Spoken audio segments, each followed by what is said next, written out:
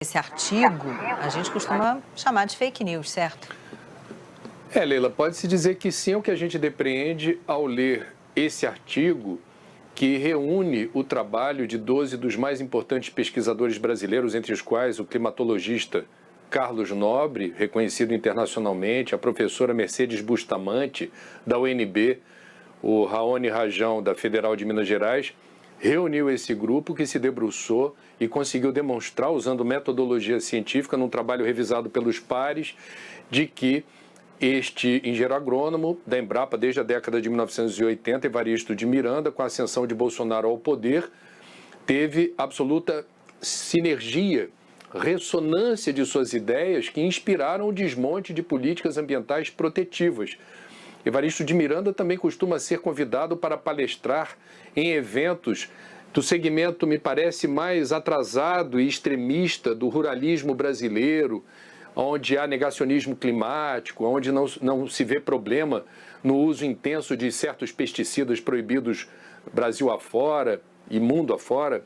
Então temos aqui algumas lâminas, umas artes que a gente preparou para resumir como esse artigo científico procura demonstrar a influência negativa de Evaristo de Miranda a partir da irradiação do governo Bolsonaro sobre as políticas de proteção ambiental. Vamos ver, então, o método da fabricação de incertezas vai na direção da maquiagem do currículo acadêmico, que é um problema ético gravíssimo, produção de estudos não revisados por pares, o que enfraquece a credibilidade da informação, publicação em revistas não científicas, o que também desidrata a importância dessas conclusões, negligência de estudos reconhecidos pela comunidade científica. Você publica um artigo e não reconhece que aquele assunto já foi objeto do trabalho de outros pesquisadores.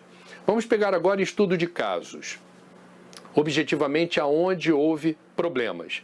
Por exemplo, multas ambientais são arbitrariamente aplicadas. Essa foi uma ideia que encontrou ressonância no governo Bolsonaro e determinou a redução drástica da aplicação de multas. Semana passada, o presidente celebrou a redução de pelo menos 80% das multas. Eu não ganhei reality nenhum, mas na realidade aqui fora eu sempre cuidei do meu dinheiro quando eu tinha pouco e agora que eu tenho um pouquinho mais. E o Santander quer ajudar você a fazer o mesmo, porque o pior confinamento, minha gente, é perder a liberdade financeira. Santander. Sabia que a TIM foi reconhecida como a melhor experiência de vídeo e videochamada do Brasil? Na Rede TIM você tem a melhor experiência de reunião de família e de risada contagiante. Rede TIM, pode contar. E agora com 5G. Multas ambientais no Brasil, o que na avaliação de muitos especialistas abriu caminho para o cometimento de vários crimes. Vamos ver outro exemplo? O artigo científico menciona a questão das queimadas. A tese controversa, ou a fake news, é que a maioria das queimadas não teria origem criminosa e, por isso, não deveria ser combatida.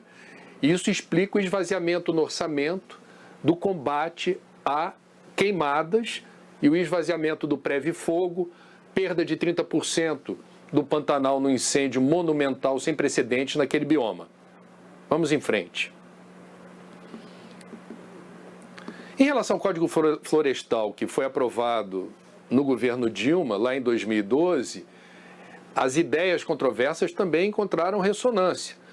A agropecuária na Amazônia e Pantanal seria considerada ilegal pelas regras vigentes até então. A solução encontrada no novo Código Florestal aprovado em 2012 foi anistiar 58% do desmatamento ilegal antes de 2008, o que provocou o aumento do desmatamento.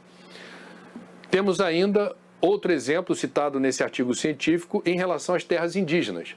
A tese controversa é de que a demanda por demarcações e conservação excederia o tamanho do território nacional.